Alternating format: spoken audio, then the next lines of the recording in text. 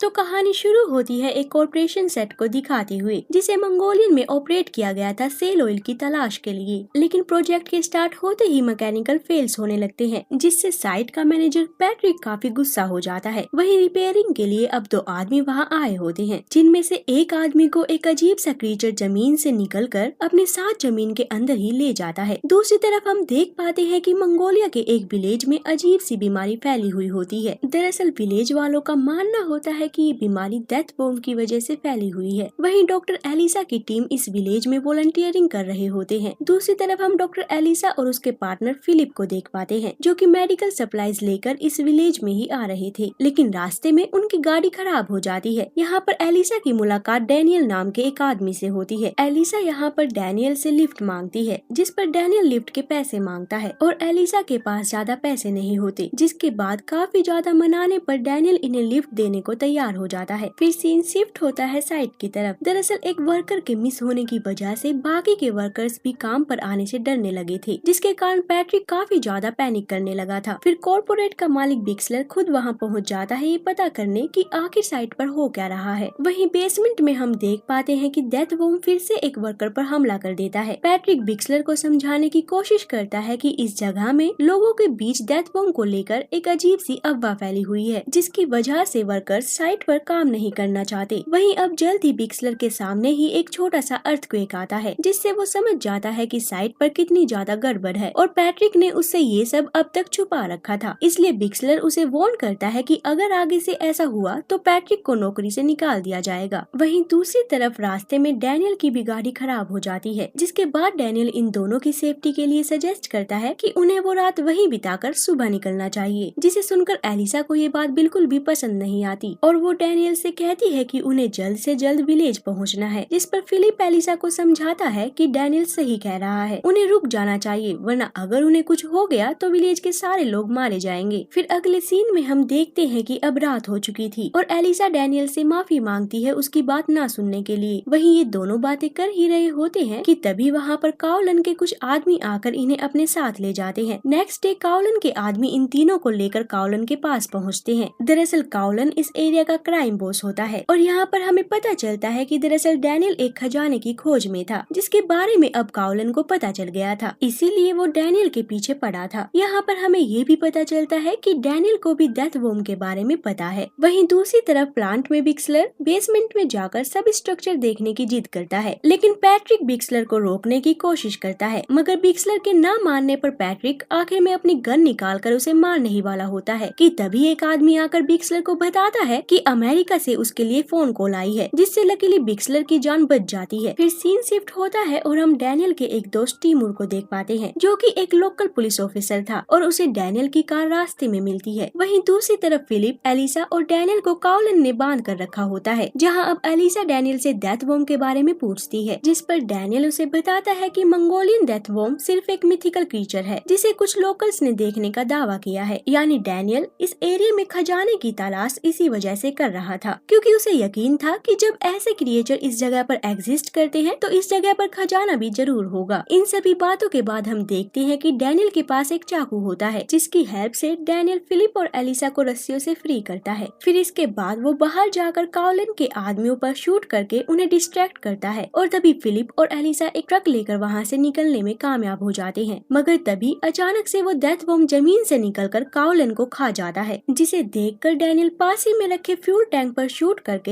एक अर्थ बॉम्ब को मार डालता है। जिसके बाद वो भागते हुए अपनी गाड़ी के पास आता है, क्योंकि एक डेथ बॉम्ब उसके पीछे पड़ा हुआ था। लेकिन डैनियल उस बॉम्ब को अपनी गाड़ी से टक्कर मारकर वहाँ से विलेज की तरफ भाग जाता है, एलिसा को बॉम्ब के बारे में बताने के लिए। दूसरी तरफ हम देख पाते हैं कि एलिसा फाइनली विलेज पहुँच जाती है, जहाँ पर एक बूढ़ी औरत इन्हें बताती है कि ये बीमारी उसी डेथ बॉम्ब की वजह से फैली हुई है और क्योंकि एलिसा और फिलिप ने पहले ही इस बॉम्ब के बारे में डैनियल से सुन रखा था तो इन्हें इस बात पर थोड़ा सा यकीन होता है। वहीं डैनियल भी अब उस विलेज में पहुंच जाता है और एलिसा को बॉम्ब्स के बारे में बताकर कहता है कि हमें मिलकर इन सभी को जल्द से जल्द यहाँ से ले जाना होगा। जिस पर वहाँ मौजूद एक लोकल नर्स इन्हें कॉर्पोरेशन सेट के बारे में बताती है, जहाँ से इन्हें कुछ हेल्प मिल सकती है। इसलिए एलिसा और डैनियल एक साथ मिलकर प्लांट की तरफ निकलते हैं। वहीं दूसरी तरफ हमें दिखाया जाता है कि जब बिक्सलर फोन कॉल पर अपनी टीम को प्लांट पर बुलाने की बात कर रहा था, तभी पैट्रिक कॉल कट करके बिक्सलर को बांध देता है। दरअसल पैट्रिक ये सब क्यों कर रहा था ये हमें थोड़ी देर बाद पता चलेगा। वहीं प्लांट में बिक्सलर के द्वारा बुलाया एक न्यू मैनेजर आता है, मगर उसे भी डेथ वॉर्म मार डालता है। इसके बाद हम देखते हैं कि पैट्रिक बिक्सलर को बेसमेंट में बांधकर छोड़ देता है और अपने एक आदमी के साथ ट्रक में एक वुडन बॉक्स को रखकर कहीं चला जाता है। फिर डैनियल और एलिसा भी प्लांट में पहुंच जाते हैं, जहां पर पैट्रिक का एक आदमी बाना इन पर गन पॉइंट करके पूछता है कि वो लोग कौन है, जिस पर एलिसा उसे बताती है कि वो एक डॉक्टर है और उसे सिर्फ एक फोन कॉल करना है। लेकिन जब बाना को पता चलता है कि एलिसा उसके विलेज के लोगों की हेल्प करना चाहती है तो वो उन्हें अंदर आने देता है, मगर तभी अचानक वहाँ पर डेथ वॉर्म आ जाता है, जिसे कि बाना शूट करके मार डालता है। फिर बाना इन्हें बताता है कि सारे वर्कर्स काम छोड़कर चले गए हैं और जाते हुए उन्होंने बाना को वॉर्म के बारे में बताया था, लेकिन उसने उनकी बात नहीं सुनी। बाद में बाना इन दोनों को ऑफिस में लेकर जाता है, जहाँ पर एलिसा कॉल करने की कोशिश करती है, मगर फोन काम नहीं कर रहा था। इसलिए एलिसा बाना से पूछती है कि आखिर इस प्लांट में काम कैसे होता है, जिस पर बाना उसे बताता है कि वो लोग ऑयल निकालने के लिए काफी अंदर तक खुदाई करते हैं। बाना की ये बात सुनकर एलिसा उसे बताती है कि शायद ये वॉर्म्स ग्राउंड में काफी अंदर तक खुदाई करने की वजह से ही बाहर निकल रहे हैं, क्योंकि इतने सालों से इन्हें किसी ने भी नहीं देखा था। यानी अगर इन्हें डेथ वॉर्म से बचना है तो इस प्लांट को जल्दी बंद करना होगा। वहीं डैनियल भी यहाँ पर एलिसा की बात से बिल्कुल सहमत था, लेकिन बाना कहता है कि वो कुछ नहीं कर सकता। इसलिए डैनियल बाना को बातों में उलझाकर बड़ी ही चालाकी से उससे गन छीन लेता है, जिसके बाद वो उसे प्लांट बंद करने के लिए राजी कर लेता है। फिर बाना बताता है कि उन्हें प्लांट बंद करने के लिए नीचे बेसमेंट में जाना होगा, जिसके बाद बेसमेंट में हम देख पाते हैं कि बिक्सलर को भी डेथ वॉर्म ने मार दिया था। वहीं सीन अब शिफ्ट होता है विलेज की तरफ, जहाँ हम देखते हैं कि थुआन, जो कि वहाँ की लोकल नर्स थी, वो और फिलिप कुएं से पानी निकाल रहे होते हैं। लेकिन तभी थुआन को एक वॉर्म कुएं के अंदर खींच लेता है, जिसके बाद काफी सारे वॉर्म्स उस कुएं से बाहर निकल आते हैं। दूसरी तरफ डैनियल बाना के साथ मिलकर प्लांट को आखिरकार बंद कर देता है। फिर बाना डर के मारे डैनियल को वहीं छोड़कर भाग जाता है, मगर तभी वहाँ पर पैट्रिक भी वापस लौट आता है, जिसे देखकर बाना उसे कहता है कि अब उन्हें अंदर नहीं जाना चाहिए, क्योंकि अब काफी देर हो चुकी है। और बस ये कहकर बाना भागने की कोशिश करता है, लेकिन पैट्रिक प्लांट बंद करने की वजह से बाना को मार डालता है। दूसरी ओर हम एलिजा को देख पाते हैं, जो कि फोन को किसी तरह ठीक करके कॉल पर टिमूर को बता रही थी कि इस विलेज के लोगों को हेल्प चाहिए। लेकिन तभी वहाँ पर पैट्रिक पहुँच जाता है और एलिसा को पकड़ लेता है। अगले सीन में हम पैट्रिक को नीचे बेसमेंट में देखते हैं। दरअसल पैट्रिक के आदमी ने एलिसा की गर्दन पर चाकू रखा हुआ था, जिसकी वजह से डैनियल अपनी गन नीचे रख देता है। फिर इसके बाद डैनियल बड़ी ही चालाकी से पैट्रिक को डिस्ट्रैक्ट करके उसकी गन छीन लेता है, जिसके बाद इन दोनों में जमकर फाइट होती है। वहीं जब ये दोनों लड़ ही रहे होते हैं कि तभी वहाँ अर्थक्वेक आता है और प्लांट में से काफी सारे वॉर्म्स बाहर निकल आते हैं। यहाँ पर दरअसल वॉर्म्स की क्वीन भी मौजूद होती है। बाहर निकलने के बाद वॉर्म्स पैट्रिक के आदमी को खा जाते हैं, मगर पैट्रिक, एलिसा और डैनियल किसी तरह वहाँ से भाग जाते हैं। जिसके बाद सीन शिफ्ट होता है विलेज की तरफ, जहाँ टिम्यूर एन मौके पर पहुंचकर वॉर्म्स को मार डालता है और उन्होंने हेल्प के लिए भी एक टीम बुला ली थी। वहीं एलिसा और डैनियल अब उस प्लांट को ब्लास्ट करने का प्लान बनाते हैं। जिसके बाद एक्सप्लोजिव की तलाश में पैट्रिक जब एक वुडन बॉक्स को खोलता है तो उसके अंदर उसे वही खजाना मिलता है जिसे कि वो ढूंढ रहा था। यानी यहाँ पर हम समझ पाते हैं कि पैट्रिक बिक्सलर को नीचे बेसमेंट में आने से क्यों रोक रहा था और उस वुडन बॉक्स में आखिर था क्या। उस खजाने को देखकर डैनियल का मन फिसल रहा था, लेकिन एलिसा उसे समझाती है कि उसकी जान से बढ़कर ये खजाना नहीं है। एलिसा के काफी समझाने पर डैनियल को भी ये बात समझ आ जाती है। फिर ये दोनों प्लान को ब्लास्ट करने के लिए तैयार होते हैं, लेकिन तभी पैट्रिक फिर से इन्हें रोकने के लिए गन लेकर इनके सामने आ जाता है, जहाँ अब पैट्रिक कहता है कि ये सारा खजाना उसका है और वो लोग उसे जला नहीं सकते। मगर तभी पीछे से वॉर्म क्वीन आकर पैट्रिक को मार डालती है। वहीं अब टिमूर इनकी हेल्प के लिए यहाँ पहुँच जाता है और ये तीनों मिलकर प्लांट के पाइप्स में हाई प्रेशर जनरेट कर देते हैं। जिसके बाद ये तीनों वहाँ से बाहर निकलने ही वाले होते हैं कि तभी वहाँ पर और ज्यादा वॉर्म्स आ जाते हैं, जिसके दरमियान टिमूर को वॉर्म्स की क्वीन खा जाती है। लेकिन एलिसा और डैनियल किसी तरह उनसे बचकर बाहर निकल आते हैं और उनके बाहर आते ही पूरा प्लांट ब्लास्ट हो जाता है। जिसके बाद मूवी के एंड में हम देखते हैं कि डैनियल एलिसा को रेस्क्यू टीम के पास छोड़कर खजाना लेने के लिए वापस प्लांट की तरफ निकल पड़ता है और इसी के साथ हमारी मूवी यहाँ खत्म। तो गाइस, अगर आपको ये वीडियो अच्छी लगी तो लाइक कमेंट जरूर करें और सब्सक्राइब करना ना भूले। तो मिलते हैं फिर अगली वीडियो में।